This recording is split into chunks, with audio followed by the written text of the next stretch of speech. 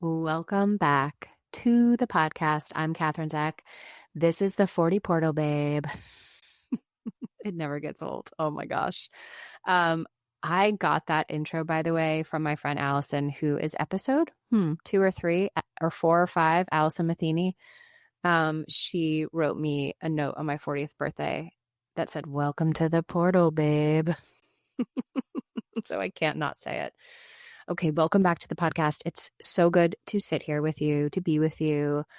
And I have to say, today's episode is maybe one of my most personal ones yet.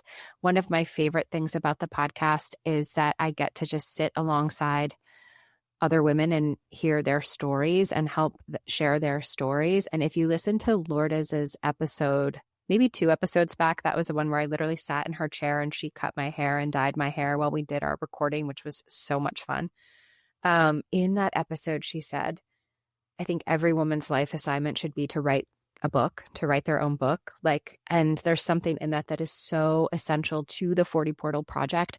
We're here sharing our stories, not because any one of ours is any more important than anyone else's. And I think we also live in a time and a place where we really want to look at experts or people who have certain numbers or credentials behind or before their names. And I think what Lourdes was saying and what I feel in sharing the stories of the women on the 40 Portal podcast is that our stories have merit and we can share them simply by virtue of just being who we are. We don't have to be proving our worth or our validity in order to share our voices. And I just love providing a forum for women to do that. And on that note, I have found my first 20 or so podcast guests through my own life. These are women that I'm actually having these conversations with in real life.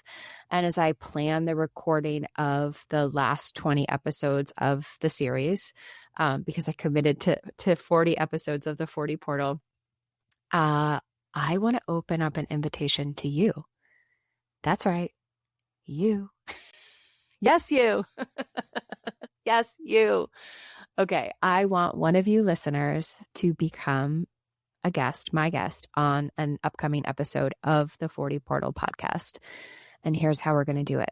2 steps. Number 1, you have to contribute your voice. You must. That's the first step to the actual 40 Portal book. This is what drives the podcast itself. This is what created the entire series that you're listening to now, this notebook.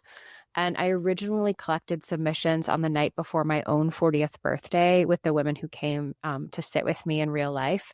And since then, you've been mailing me your submissions. You've been filling out the Google Doc form with your submissions.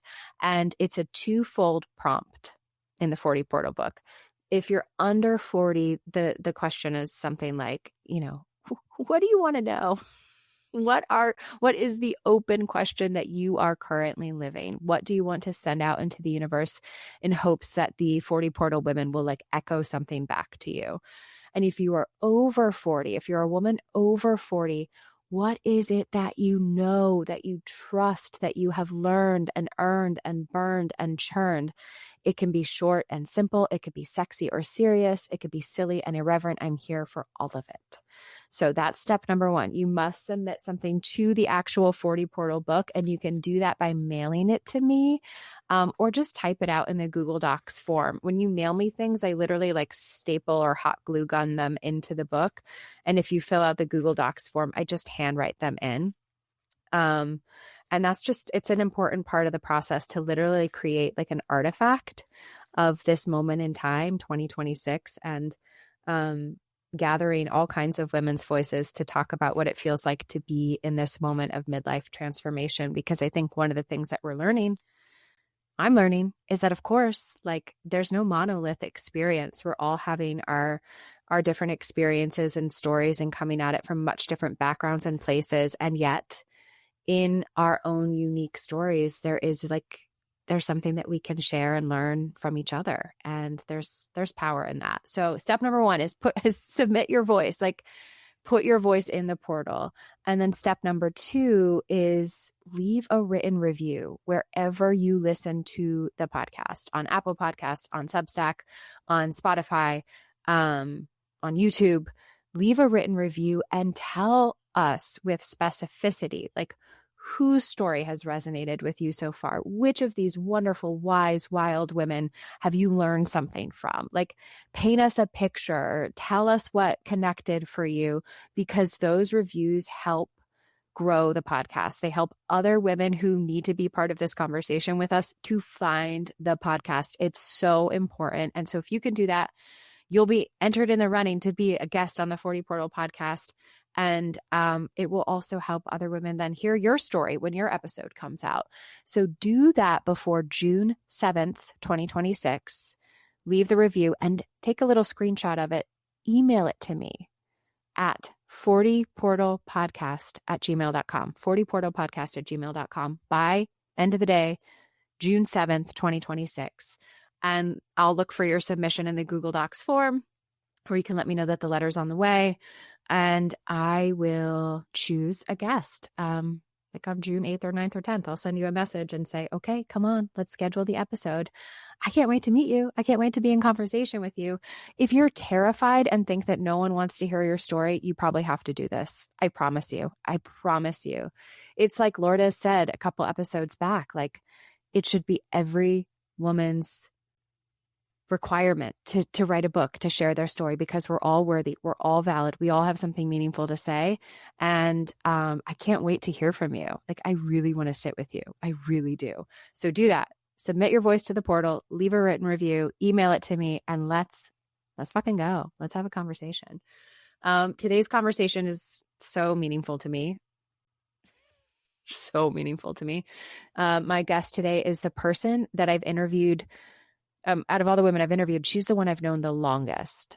I might have future guests. Like, I have some childhood friends who've known me for the entirety of my life, all almost 41 years. But Tori and I have known each other for about 16 years. And it's so powerful, because I think this is another thesis of the whole 40 Portal project, is to just bear witness to each other, to just show up and see each other. And when you have someone who has seen you through many moments of your life, like, there's such power, there's such healing, there's such resonance, there's such creativity, there's such love, there's such vitality in that, in the way we can witness each other. And so this conversation is really special to me.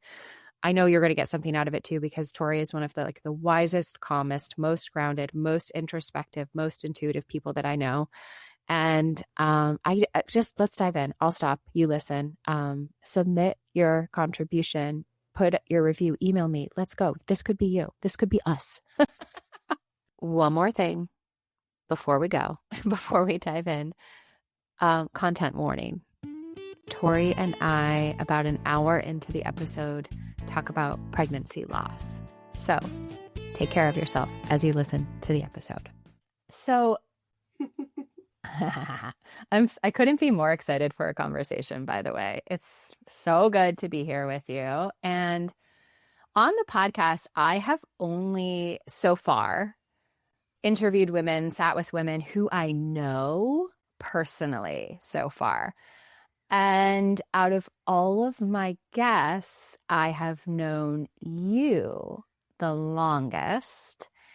And I can't quite remember the first time we spoke, or even when I learned your name, but I am fairly certain that there was a period of time where I saw you and we interacted, but we were kind of on a very surface level. And what I mean by that is I would walk up the stairs from P Street in Logan Circle in Northwest DC in 2010 and come up the stairs over the liquor store onto the to the second floor of Flow Yoga Center.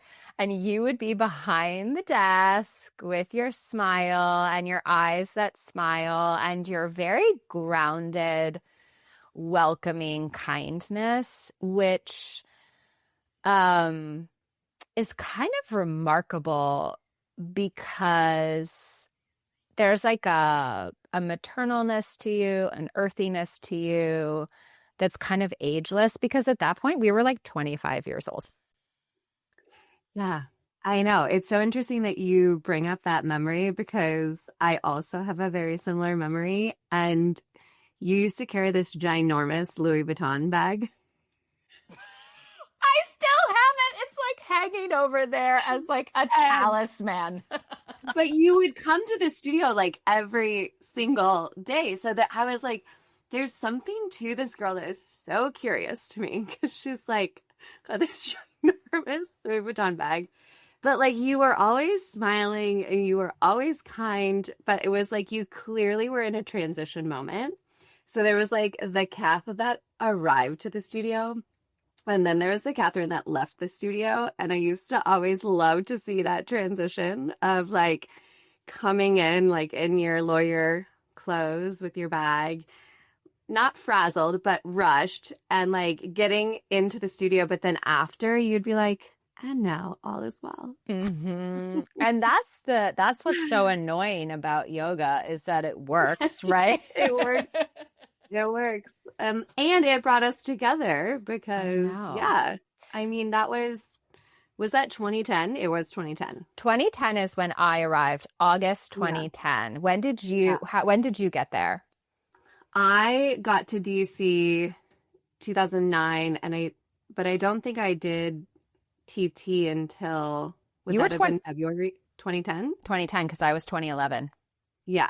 Okay. So then I started working there the summer after TT. So I would have like started like, yeah, right when you arrived. So like the synchronicities and the overlap of our path has just been beautiful because then you took over the job when I left. Which would have been the beginning of 2014. So like, is that right? Yeah. Yeah. Yeah. I know. I'm like that kind of 15 years. Yeah. That's wild. It's so wild. And you know what else I was thinking about too is,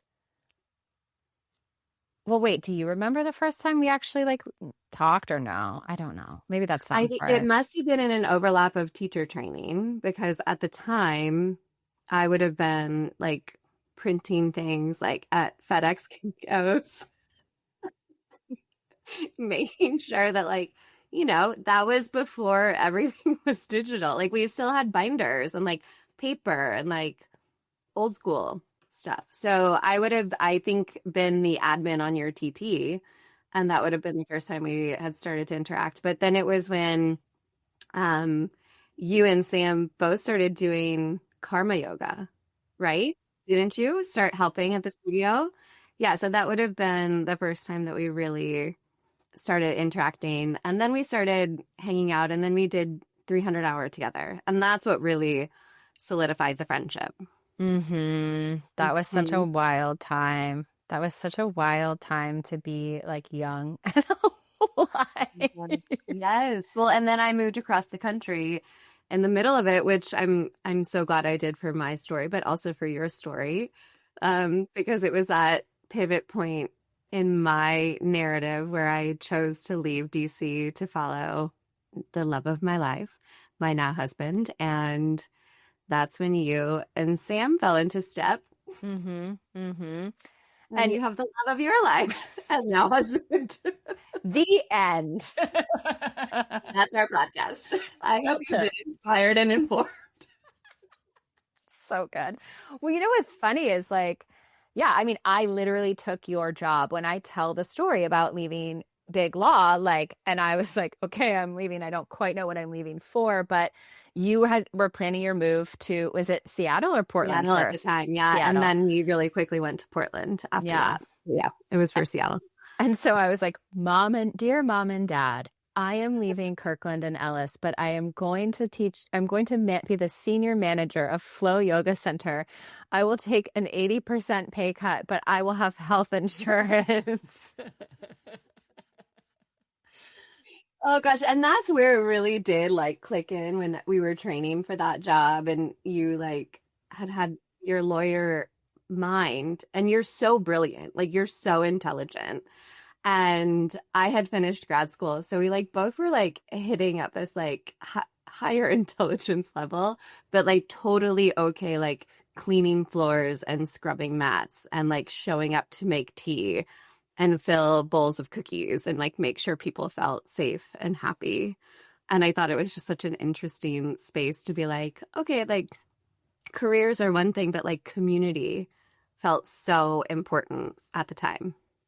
And it's wild too, because I am back to like folding blankets and sweeping floors. And I have to say, it's still and was then and still is today, like some of the most grounded and honest and like simple pieces of the work. And I think as we get more and more digital, it almost feels more nourishing now to do those things. It's wild. I think that, I mean, it's that notion of seva, right? Of like action and like doing things with your hands. I have a client who brought this up recently, and they were talking about how for a while in their daily flow, it was like sweeping the floors, doing the dishes felt really overwhelming. And then they intentionally decided to shift it as like, no, I'm the caretaker of my home and I'm taking care. And I think that like that shift mentally from being in a space of like, oh, I have to do this, or this is a chore, or this is something on my to-do list, and shift it into like the nurturing spaces of I'm taking care and I'm the caretaker. And if I take care of my space, I am like in extension taking care of myself. And I think that that's like what folding blankets and cleaning yoga mats and like lighting the incense is all about in a yoga studio, and also then bringing that mentality into daily flow. Although I will say, like, my home life is much wilder because I am the mother of dragons, and I live with three. Yes. I have three male roommates, is how I put it now. Okay, we've been chatting for a little while. I've known you for 16 years, but we need to introduce you to our listeners. And Yes, so hello. my first question is, what is your name and your pronoun? Your pronouns, sorry, excuse me. And like also go deeper. Is there a story about your name? How does your name feel to you? Tell us a little bit more. Ooh, such a good one. Well, my official name is Victoria Reeves Grising Newburn. So I have four official names on driver's licenses and passports. Victoria is a name that came through a few connections through my dad side of the family. And Reeves is from my mom's side of the family, from our Mississippi Southern heritage. Grising is obviously the name I grew up with, and that connects us to our German heritage. And then Newburn is my married name, which my husband, his family hails from like Sweden area. So those are kind of like the anchor points of why those names landed to me. I go by Tori. I think that there's a really fun story to share about that when I was in kindergarten, I walked into my classroom and I was like, there's no desk for me here. And this very sweet, lovely kindergarten teacher was like, no, it's right there. It says Victoria. And in all of my pride as a 5-year-old, I was like, my name is Tori. And I like took a pen and scribbled out the VIC and the A so that my desk would only say Tori. So for my pretty much entire life, I've gone by Tori. But now more officially in the business world, I have pulled Victoria back into it. Yeah. Yeah. Your book cover says Victoria, right? Does it? Victoria R.G. Newburn. Yeah. Wow. Mm-hmm.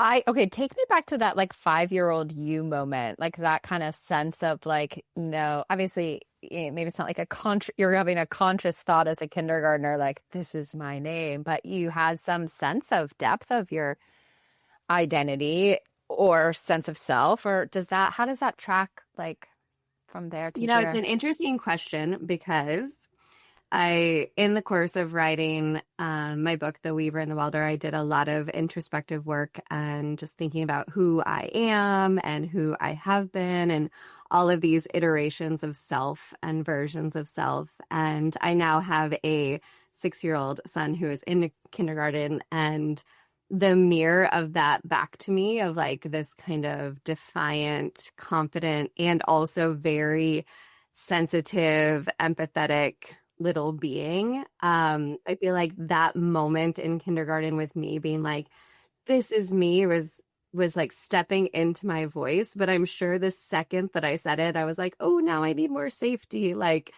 not really 100% comfortable claiming that authority. Obviously, I was 5, but um, it's a story that's tracked throughout my whole life of like stepping into that inner authority and claiming it, and then needing to immediately identify safety in it.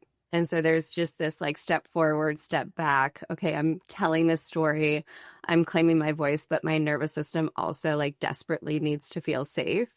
And so that vulnerability is really interesting. And I think I experienced it as a 5-year-old in kindergarten, claiming my name.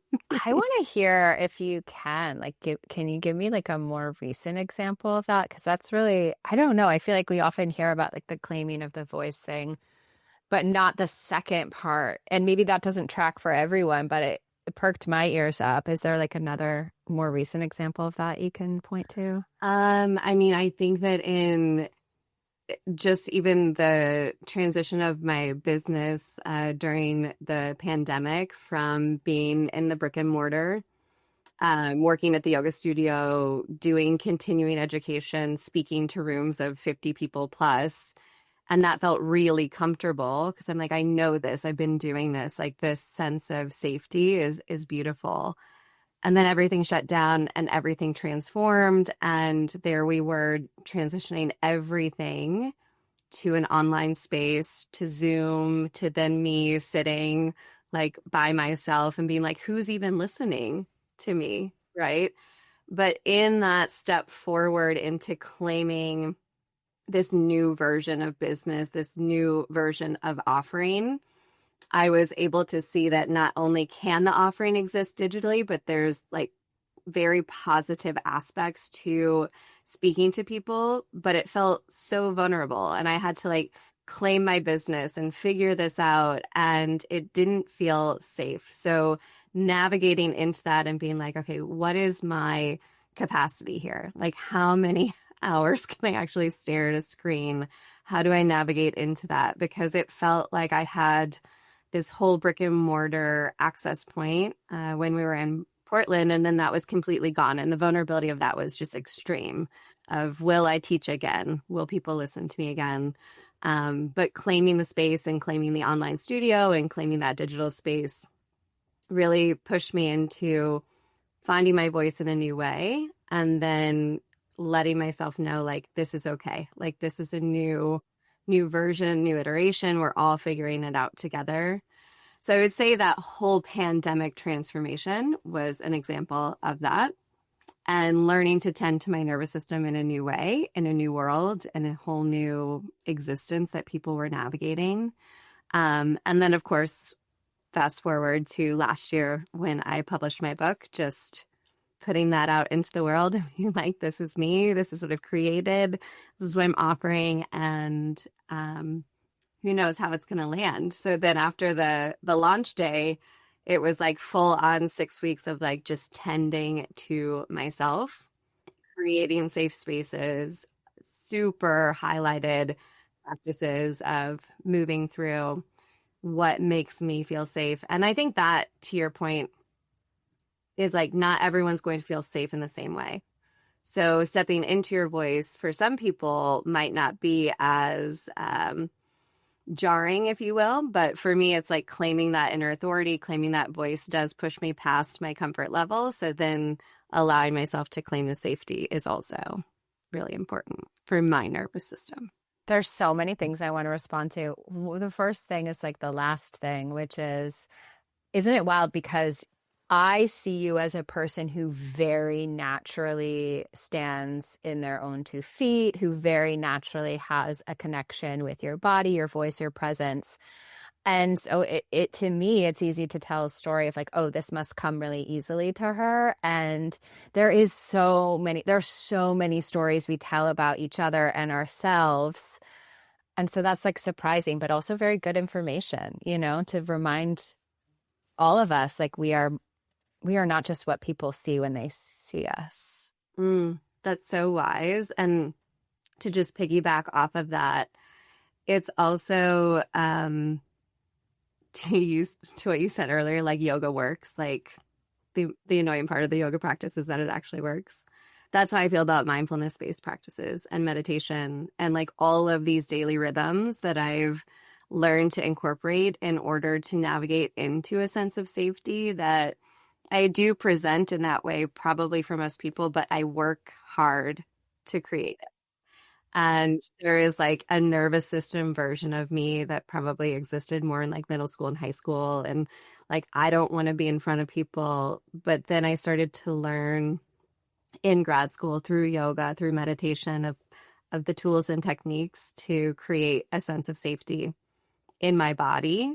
And working at that is important. So the daily techniques, the meditation, the noticing how I feel and like laying down on a mat for 20 minutes and stepping barefoot outside and all of these things that I've accumulated over the years are the tools that work to bring it into the sense of safety. But to your point, it's like I also then have to push myself into spaces where I do feel vulnerable so that I can step into a new level.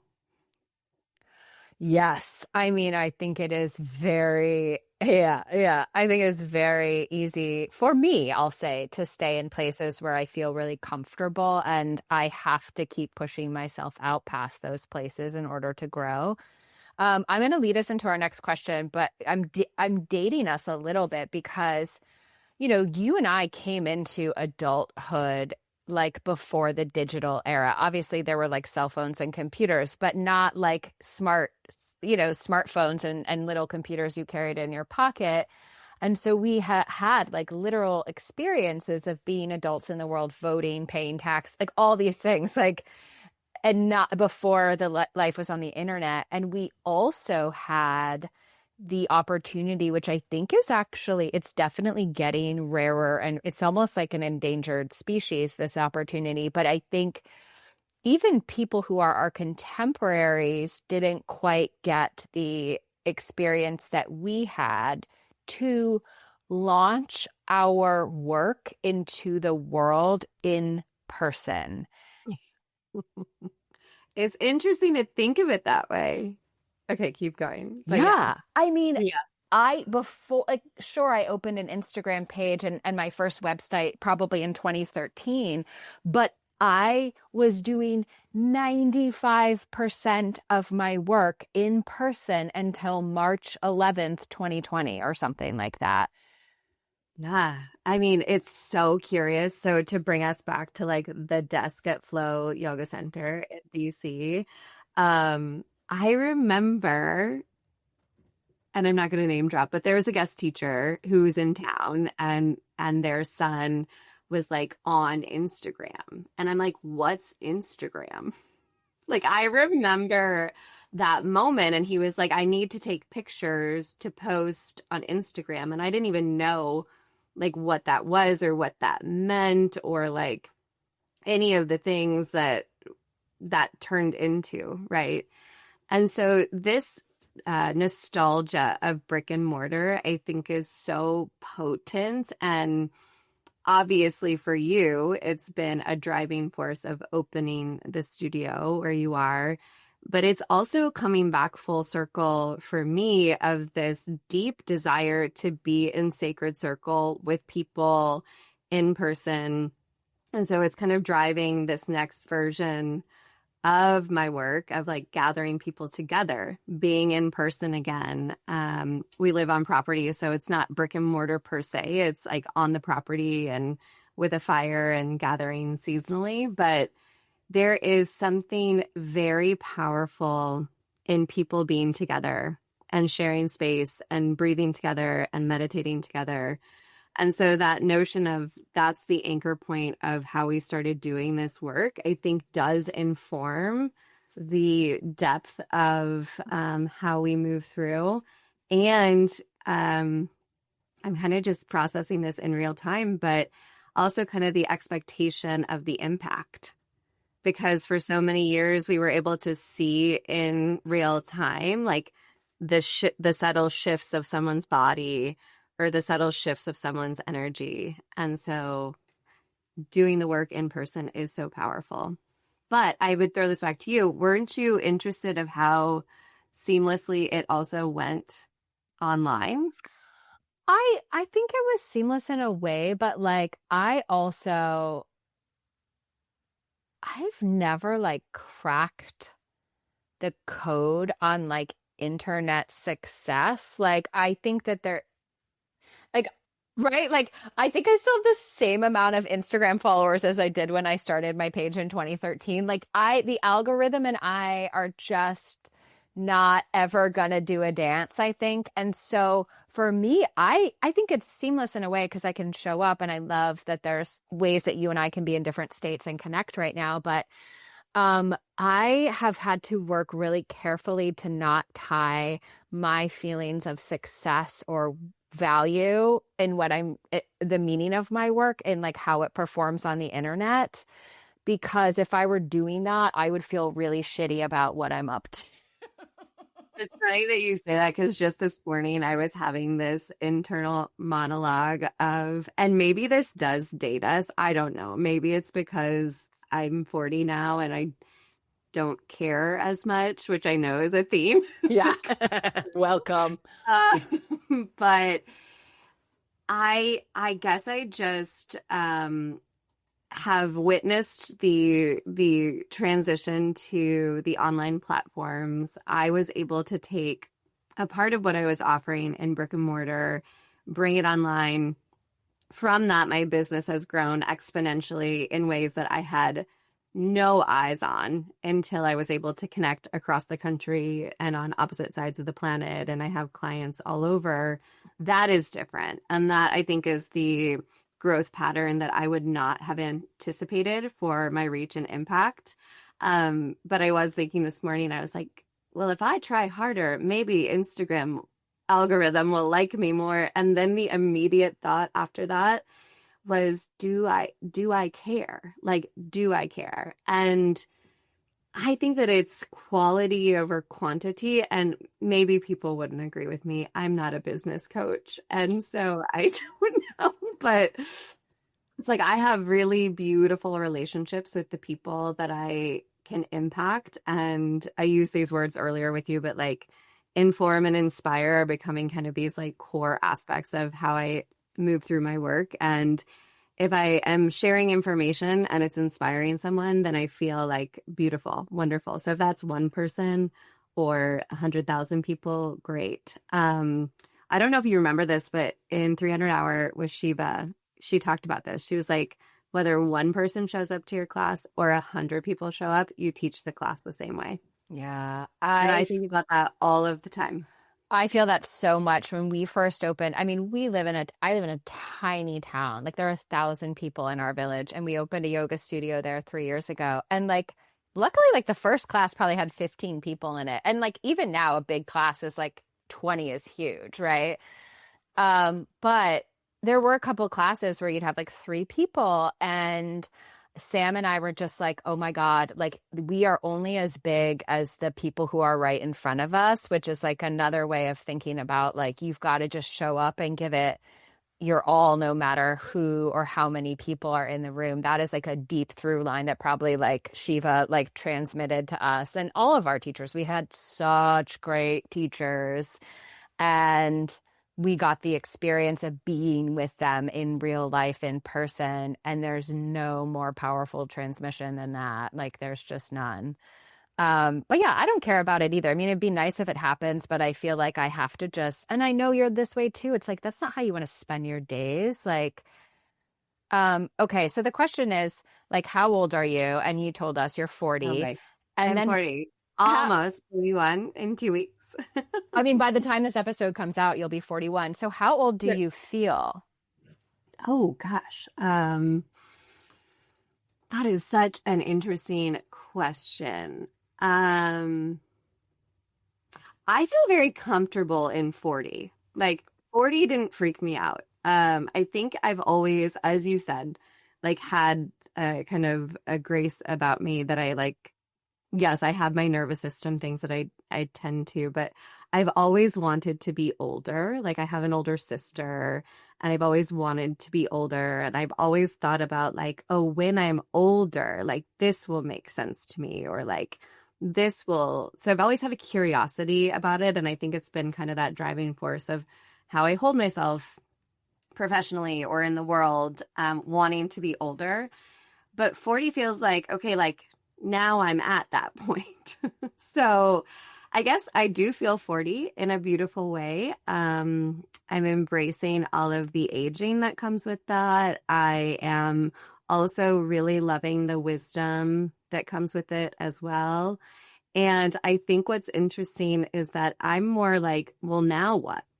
Because I've always been anticipating, like, well, when I'm older, when I feel like I've reached whatever old means, now what? I have a whole nother like half of my life ahead of me. So what does that look like? And is there curiosity there? I don't really want to just downshift and like cruise for the next 50 plus years, hopefully more than that. And so it's like, now it's a blank slate again, which I think is really interesting. And I've been thinking about that a lot. So most of my first year into 40s was consumed with the book and the launch and all of that, and growth and great growth of my business and all those things, and also mothering. And we do alternative education. So I have the kids home with me a couple days a week to homeschool. So it was a very full year. And now we're at the year anniversary of the book launch, and I'm at 41. And so now it's like, this feels like the clean slate year of, I don't really have a lot planned on purpose. I have some back burner projects going, but it feels like, let's just see what the integration can bring forth. And I sent this to you in a text message a few days ago, but like no urgency. No urgency. Here. Yeah. Like just existing in the space, because I do feel as like 40 has been an arrival, and just landing in the place where I have arrived. That's amazing. I love that. No urgency. Yes, please. What you're saying reminds me of, because like, I feel like my 40 portal opened the month before I turned 39. I was at Kate's birthday party, her 39th, and Justin had just turned 40. And I was like, how do you feel? And he's like, I feel like a newborn. I feel like I'm brand new. Like at 39, I was 9, and now I'm 0 again. And like, that's what I hear you kind of saying too. At 41, you're like, okay, now we're here, and now we can begin. Yes. But this no urgency, it feels like up until this point, and maybe this is just how like society has us structured, right? It's like you start school at 5. So like take it back to that kindergarten story of like, I started stepping into my authority at 5 years old when I was like, my name is Tori. And I was like, oh, I don't know if I really do that. But then 5 to like what, 39, I was on some sort of like course and track of schooling, university. I went pretty directly into my MFA program. I took 1 year off, but I got my master's in fine arts. So that dropped me then directly into career. And then we've talked through what that arc looked like. And then throw in some marriage and some babies, and here we are. So that's where I think it's like, this feels new. I don't anticipate doing another degree program. I don't anticipate having another child. Like, we're in this space of like, we're probably in our forever home with our kids, with our businesses. And so it's like, is this just like cruise control for a little bit? Or how do we keep diving in deeper and excavating those layers of what is possible without the like structure of, this is how you move through the first 40 years of your life? It's the urgency piece, and what you're describing is bringing this up for me. It's something I've been thinking about for a little while, which is like, in school, I feel like there is a very calibrated sequence. Like, you're in kindergarten, then you're in first grade, then you're in second. And it's like, okay, there are steps built into the process of growing. And then I guess I was 24, almost 25 when I graduated from law school. And then it feels like the last 15 years of my life, almost 16 years of my life, then like you lose that, to me, like once that structure of like, we're in this chapter, this grade, this degree of school, then I just felt like I went on, like I just got shot out of a cannon and have been feeling that way for the last 16 years of like the growth and the trajectory is all so intense and fast and full.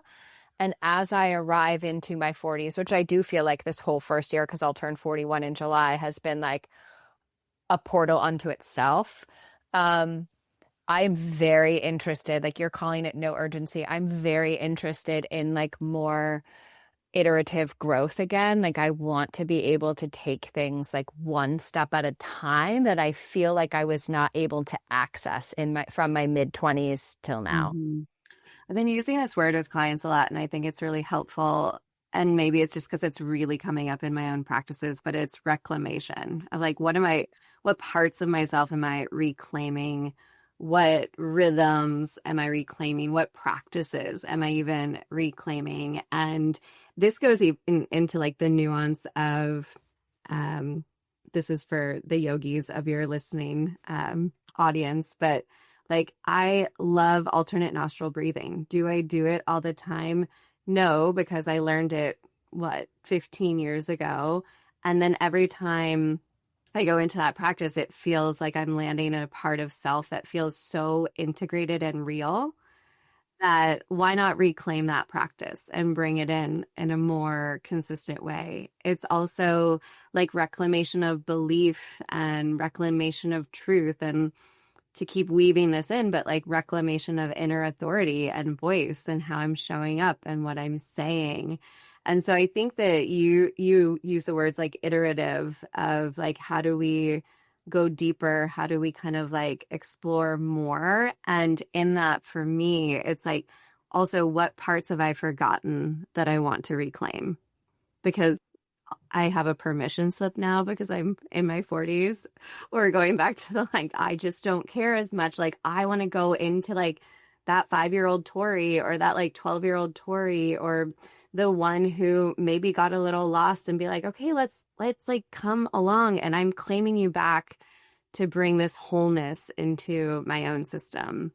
And it feels like there's space now to do it, because the careers are kind of beautifully growing, the children are beautifully growing, and so now it's reclamation of self. I don't know if I'm reclaiming this or like just discovering this for the first time, but a thought, like one of the frameworks that I'm working with right now is like not owing anybody anything. Yeah. And like a big pattern and loop for me is that I owe people things, whether it's like I owe you a response to your email. I owe you this like document I've been saying I'm working on, and I am working on it. Right. And like a sense of urgency around when and how much I owe people. And this even comes up in this really silly way of like, I will see someone at the grocery store and be like, oh my God, it's so nice to see you. We should get together soon. And I realize that I want to stop saying that second piece, because then it's like this debt that I put out there of like, oh, well, we should make that happen. And so a way I've been like triggering this in my own head is like, you don't have to say two things when you can say one. I can just bump into someone and say like, it's so nice to see you. End of sentence. It's like, I don't think I'm reclaiming this. I literally think I'm just learning this now. And I'm about to send out 2 proposals today, 2 different proposals to like 6 different people. And I can see my narrative of like setting self-imposed deadlines for things or feeling like I'm behind the ball. But I'm like, no, I'm not. I'm just offering this to you as it is. This is an offer. We don't owe each other anything. This is an offer. You are free. I am free. We can decide what to do. So I don't think I'm reclaiming that. I think I'm literally just figuring this shit out. It's so interesting though, because, well, to keep going back to these like littler versions of ourselves, like did we learn, is that a learned behavior though? It's like, can you go back and like reclaim the Cath who didn't ever feel like she owed somebody. And where was that? Like, where did that shift happen? I mean, that's a really curious introspective moment to say, how long have you been carrying the narrative of owing someone something? But it's also stepping into worth and value. And I think that's where the 40 portal gives us such grace and space to say, like, we are of this age now. We're in this like beautiful decade of our life that is full of so much potential, full of abundance, but we're also in this decade having like created foundation and stability for ourselves in certain areas, right? And so it's like in the 40s, in this decade, in this beautiful clean slate that we're talking about, it's like, what is your worth and how do you define that? And is it time? Is it energy? Is it attention? Is it quality of being with somebody? And I've thought about this a lot. It kind of loops into this owing that I'm really good at quality time. Like if I have you in a room and we're together, like I'm really good at that. But I might not respond to your text message for like 6 weeks.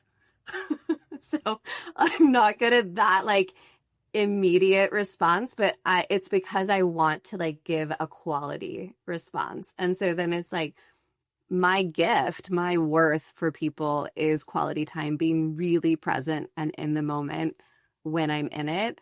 So then silence in between those has no reflection upon you. It's more upon me. And that's something that I used to shy away from, being like, I got to respond. I got to show up in different ways. And now I'm just like, no, I will get to you. And I promise it will be really good when I do.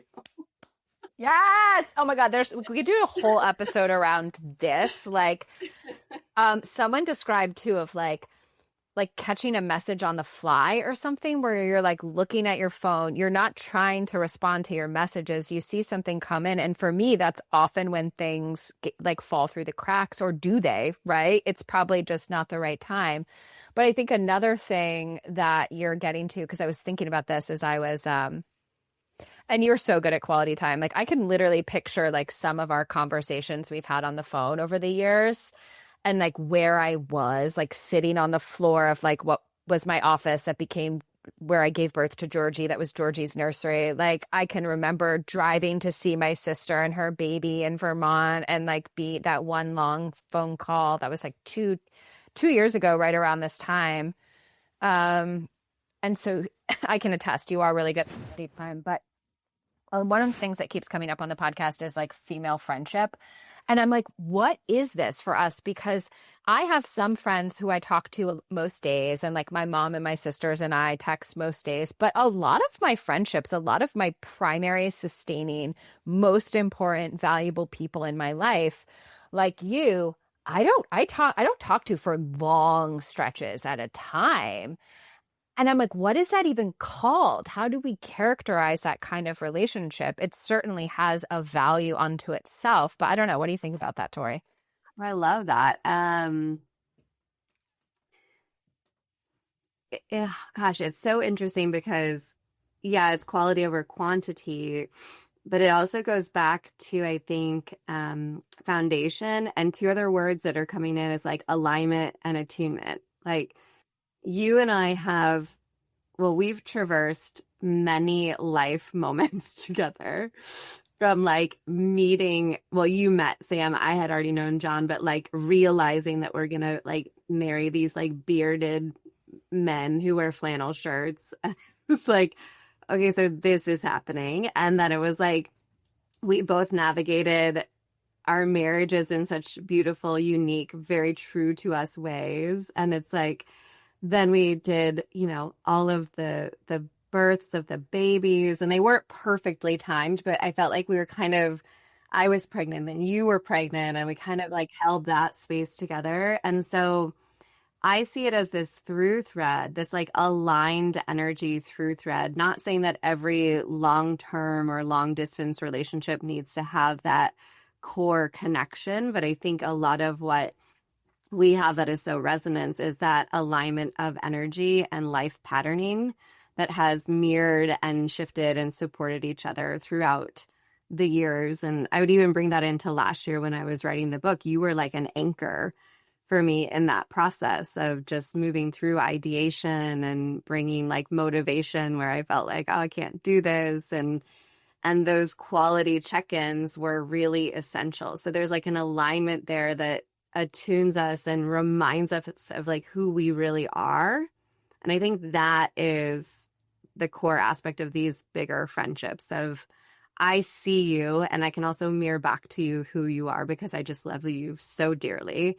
And I've also like seen you evolve in this really beautiful way. For a long ass time. Oh my gosh. Okay, two things come to me from this. And one is I think I'm like a year behind you in the book because I think I'm going to put 40 Early Mornings out this summer. And it's just funny. There we are again. And I also have this distinct memory because Josie's 10 now, right? She just turned 10. She just turned 10, yeah. Mm-hmm. And I remember you telling me you were pregnant. I think okay, if I'm getting this wrong, I'm getting this wrong. But I remember being at the lake on like the cordless phone there because the like cell phones don't work. And you were like, I'm pregnant. And I was like, we are so young.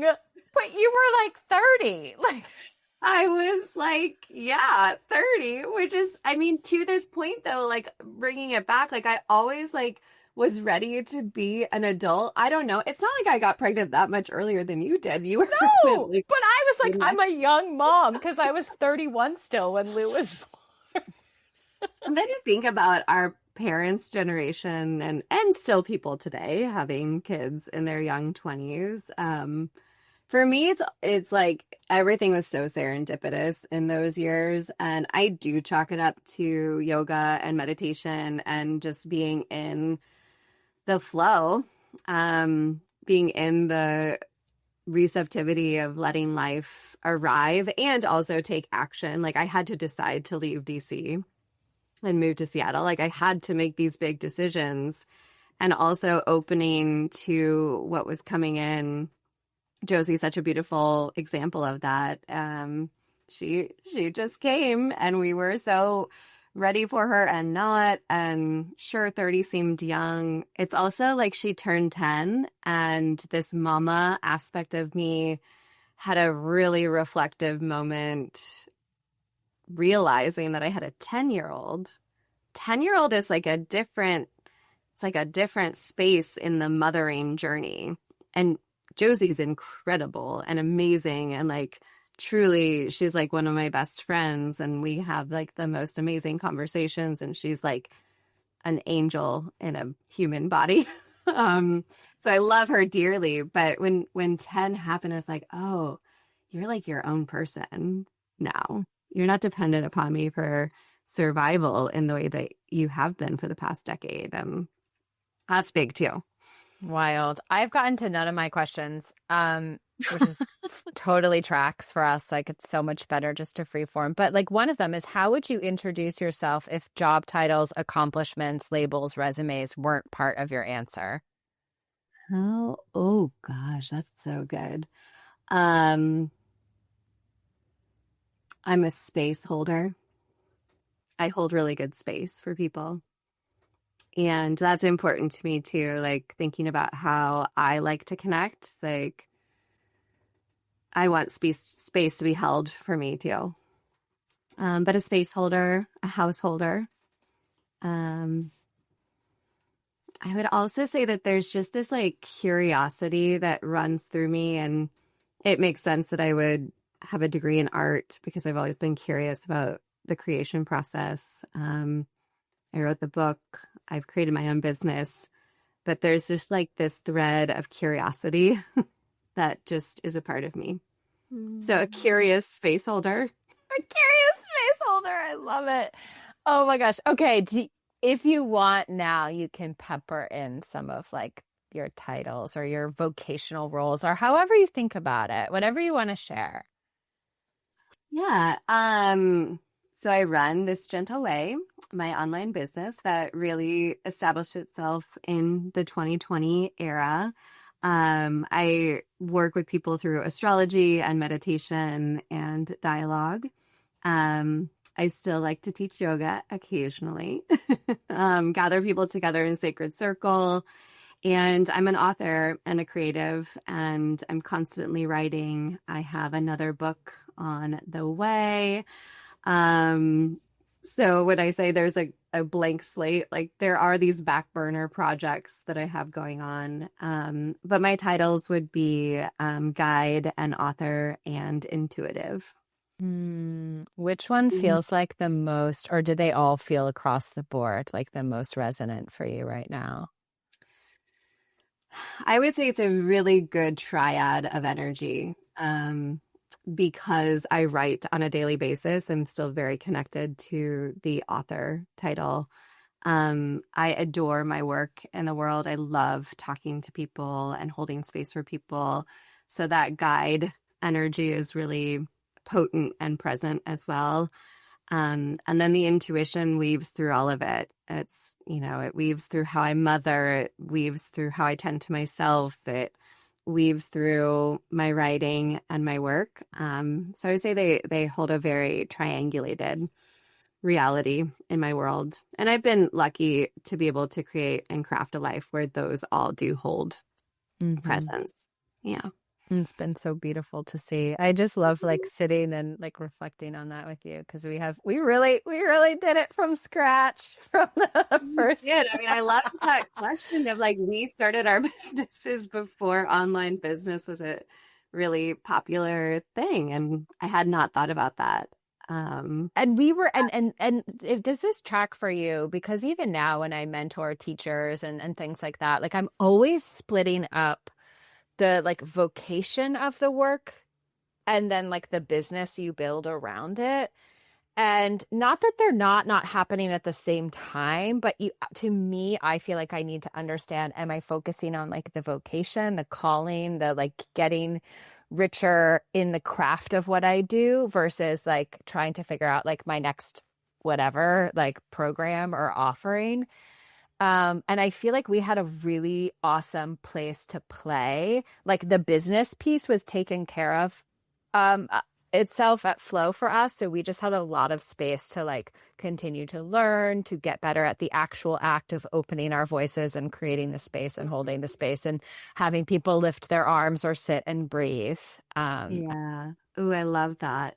Yeah, it's so curious that you say that because when I was writing The Weaver and the Welder and like constantly returning to like what is my why? Like why am I doing this? And like what is the motivation? Because when you're in the depths of writing a book, you have to stay connected to that or you will lose momentum.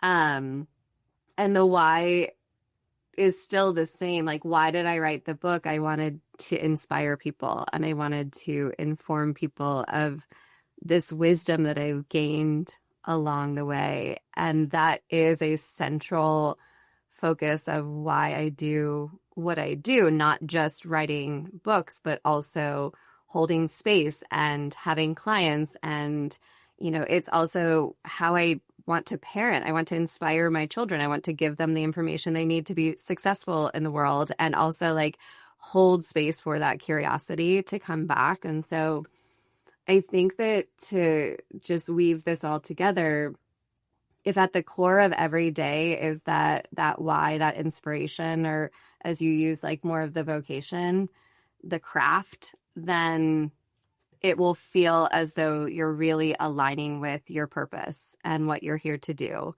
If we focus just on numbers, just on, what the spreadsheets say, then we'll lose the why, or at least for me, that's what it feels like. And if my why can be at my heart of every moment of every day, then that's a life well lived. Yeah, that's success. That's success. Yeah. I feel like your next book is going to be called Inform and Inspire, but maybe not. I feel like the Welder and the Weaver, Inform and Inspire, like these two little dyads you got going. I don't know. Yeah, God. Um, Oh, and I mean, gosh, yeah, like just getting into that space of really crystallizing the why is so important. And inform and inspire is really at the heart of it, I think. I think you do that though too, just to like throw it back in your court. I mean, you're here to bring curious conversations, to hold space. And maybe this is part of our through thread as well. Totally. I think we have so much more ahead of us, Tori. I feel like we're just Hmm. getting started. Okay, Yes. what is Clean one slate. clean slate, baby? What is one thing that your 10 years ago self would be really surprised to learn about you today? Ooh, 10 years ago, self. So I was having a baby, just had a baby. Oh, that's interesting because it's curious that you ask Josie's. I write about this in the book. Josie's birth was, her pregnancy was beautiful. Her birth for her was great. Her birth for me was really difficult. I had some very scary things happen post labor and delivery. We stayed in the hospital for over a week. And so literally this version of self 10 years ago would have just been how are we going to like climb up and out of this postpartum energy? Like there was like very, very deep healing that had to happen.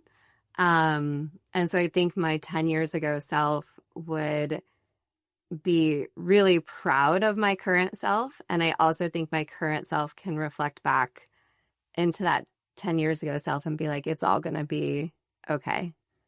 Like, because there was like such I don't want to say darkness. It was just like a really physical, like there's a lot of physical healing that had to go on. And now we're at a place where my body feels well and strong and vibrant. And we've built this life. It's also interesting that you asked that because it wouldn't be exactly 10 years ago, but we learned this practice together. I don't know if you ever use it, but the 1 year, 5 year, 10 year reflections. Do you remember No. learning that with Deborah?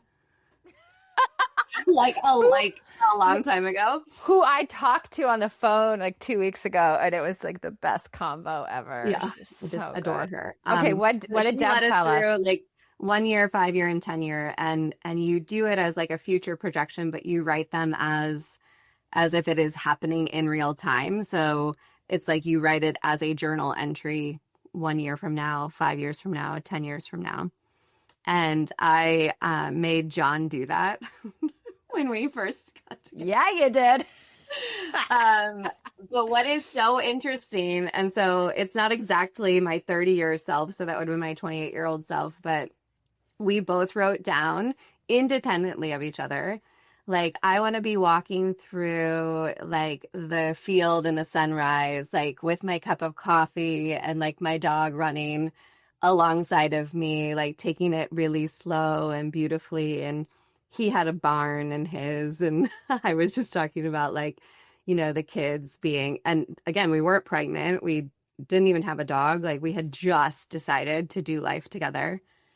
And 10 years fast forward, that's literally how we spend our mornings. We're like walking through the field with a cup of coffee, with the dogs running. And I think that there's something really powerful to connect of in the quantum world and quantum theory. There's a lot of research coming out that your present self is actually impacting your past self and that time is not linear the way that we know it to be. It's a conversation to dive into at another time. But I think about that continuity of what you plant and put into the world. And then once you receive that, being able to reflect back and be appreciative of it. I feel like I just want to pause and plug your book for a second because like you're just you're like, yes, tell me more. It's funny. It's like, yes, your birth story is in there and then other stories around other pregnancies you've had and like I mean, it is just, but you're also like in, what was it, Laos as like a 20-year-old, I mean, and this kind of quantum movement through time and space and like a deep knowing and something you said about your 10 years ago self of like, it's all going to be okay. Like your book is so trippy and I offer that in the most generous way of like, it reminds me of like Stephen Levine's A Gradual Awakening. It reminds me of like a Ram Dass, like Be Here Now, like 1970s kind of like spiritual, like secondary texts.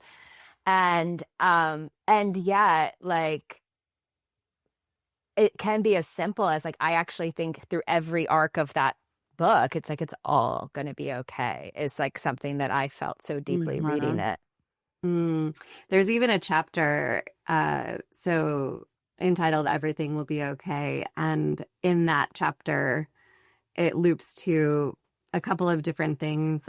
So I had Josie and Reevesy, and they were both beautiful pregnancy, but I've also had pregnancy loss as well. And so the Everything Will Be Okay chapter is that pregnancy loss and what that put me through, and just the massive amounts of realization that come when you're face to face, like one day being so excited of potentially welcoming a new child into the world, and then like the next day realizing that that's not the narrative or the timeline that you're on, and holding the through thread of like everything will be okay.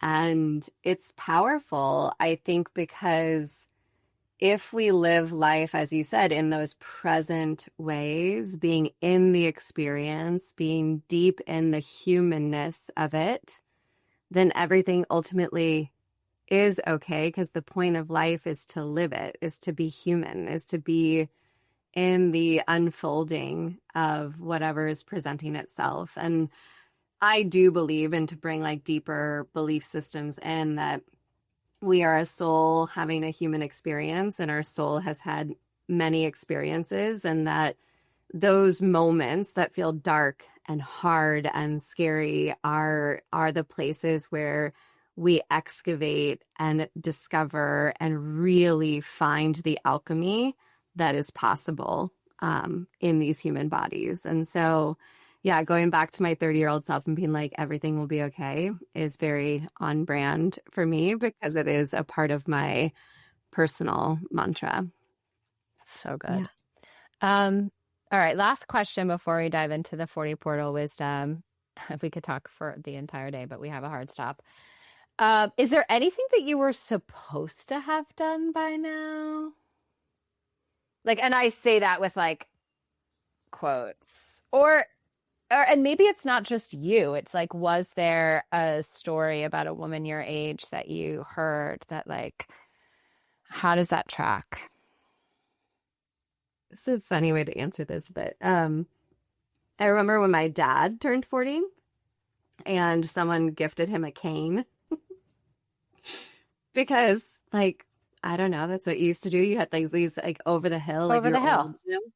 Yeah.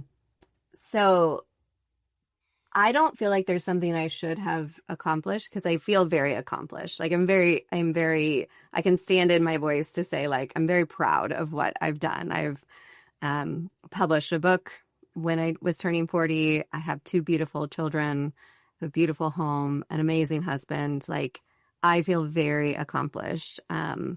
I've had a career in art, a career in yoga. Like, these things have always just been like, oh, I'm going to do that. And I did that. So I do feel very accomplished. I don't feel as though there's anything lacking. I think what is interesting is that I don't feel old. Like, growing up, I thought I would feel like old when I turned 40. And yes, I feel older and established in a certain sense of maturity and like comfort in self, but I don't feel old, which is nice. I just feel like there's so much more that I can look forward to, but I don't know what it is. And I'm not very concerned because I'm in my no urgency era. I love it. It's so good. But I feel very happy and proud of myself. And that's something I've worked on too, is being able to say that, because we're not really taught how to say that. I feel like women, myself included, just listening to you say it like that it's going to do so much. So thank you for that. Okay, I'm going to dive into our 40 portal wisdom, but I guess I want to say one more thing, which is like, I feel like we have a similar alignment, or like we're on our own parallels of like really being able to see our life before it happens and like imagine our way, or like in however you would describe it. But I feel like that is such a strong driving force in your life. It's a strong driving force in my life too. I'll have to find that like journal entry from, what do we call it? Tribe Day 2015 or something. We probably wrote like a whole thing that's already happened. I'll have to find that, but so funny. So good. Wasn't that like May 1st? I think it probably was. May 1st is a big day for like you, for me, for like, Yeah. wow. That's tomorrow. We tried to do this on May 1st, but it was supposed to be April 30th, which I also read is like a big transit for me. I don't know. You know all the information. Okay, I'm going to read this to you. This is from my friend Laura. She's turning 50 this year, and she wrote it in 2025 Virgo season. She's a Virgo. Catherine Women 40 Portal. Trust its wisdom. This phrase popped out at me from your prompt for the weight and wisdom of its being. Entering and living the 4th decade essentially spoke this phrase to me whenever I was quiet enough to hear it. And if I wasn't quiet, my 40 or over self did her work, fighting, flying, fearing, forgiving to hear it. 40 is sinking into the trust you've earned from your life thus far and beautifully, artfully, wildly knowing the answers you refine for the next chapter are within. The medium for life's answers are the learned experiences of love and laughter you've already taught yourself. Pick them, place them, pucker up and kiss them as you rock on. Remember your style and flair. Bring them in when you need a little spark inspiration, as quiet listening may require, I can't read this word, something else than your special brand sometimes. More soon, Laura.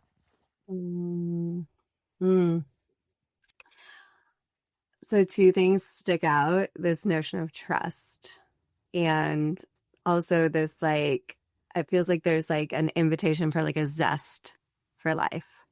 Like she's like pucker and brand and like that feels really aligned with where I desire to be in another 10 years of like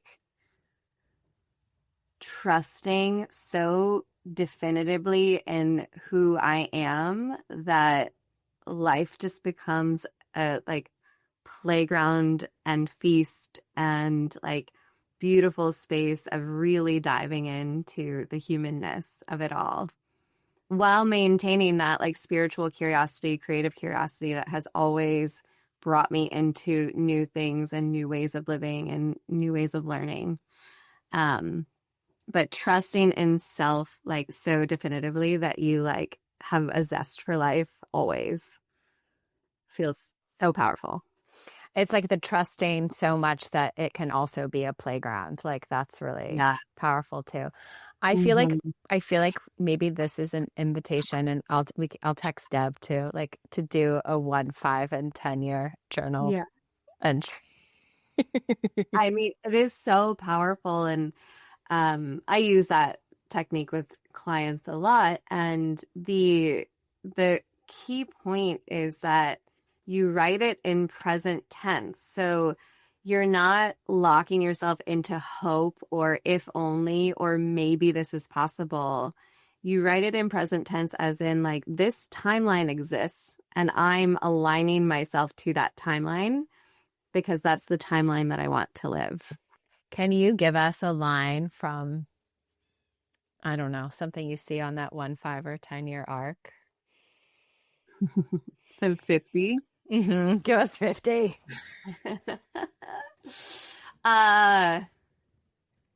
Barefoot, walking in the field, drinking coffee, but with lavender and honeybees and wildflowers and a book tour and continued impact for myself, like impacting myself, impacting my inner circle, and also having the greater global impact. There you go. It's been written. There it is. Written. Good. Like definitely barefoot. Always barefoot, baby. Always barefoot. Not make me put shoes on. Oh my gosh. Thank you so much, Tori. Thank you. This has been beautiful. Thank you. I always leave my conversations with Tori feeling more grounded. And that is especially so when I'm in a moment of feeling pretty groundless. So I hope that something here also gave you more solidity, more grace, more space, more footing, because it certainly did for me. Okay. Thank you for listening. Don't forget to contribute your voice to the portal, 40portal.com/contribute, and then leave a written review and email it to me at 40portalpodcast.com. And you could be my next guest. We could do this together. We could sit together and have this convo. I can't wait to hear from you. I'll pick the winner. That sounds weird, but I'll let you know by June 8th or 9th. The deadline for this is June 7th, 2026. And what else do I want to say? Oh, there's a funny outtake. We did a little hot mic B-roll, so stay tuned because I'm going to play that now. Here it is, folks. There's the bag. I mean, I can't believe you remembered this fucking gigantic thing. And I do. I love it because it's like my first visual of you was that transformation. You would like come in from work, and I don't think I even knew you were an attorney at the time. So I was like, this lady is like doing something important. And then you like put on your spandex and your like tank top and be like, and now I really want to be. Yeah, now I begin. That's so funny. And I keep it out as like this reminder, like this, I don't use it. It just hangs in my office / whatever. Yeah. Because we contain multitudes. An artifact. It's an artifact. So and I good. think that even that notion of artifact is so important in this conversation of like reclamation and iterations of self and even future self, past self, like 30-year-old self, 50-year-old self, 40-year-old self. Like, what are the artifacts that are going to represent the phases of your life and like holding those with like value and cherishing them? So. Oh my God, that's so good. We got to do a part 2 of this. Artifacts. That's it. That's totally it. Ugh. Oh my gosh. Okay. Well, listen, you go into your day. I'm literally writing on artifacts. Let's schedule like a hang. Let's schedule a hang. That sounds perfect. I love you. I love you. I love you so much. I'm so proud of you. Are you doing Instagram posting tomorrow? Because I'll repost them for your book. Sure. Okay. Send it my way. My 2,000 followers. You got like 400 more than I do. I literally have not picked up any. I've picked up like 200 real people followers. I do feel like, I know we're kind of, are we still recording? Whatever. You know this is content, but it's like, I like don't know how people get like, I don't know how, and maybe that's because I'm a millennial, and maybe that's because I just don't care. But like, I still 10 plus 15 years later, however long Instagram, I don't know how it works.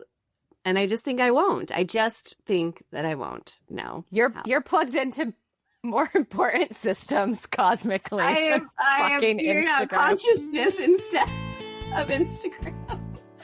I'll take it. I'll take it. Oh my God. Oh, so good. So good. You. All right. I love you too. I'll see you soon. We'll make it happen. Bye.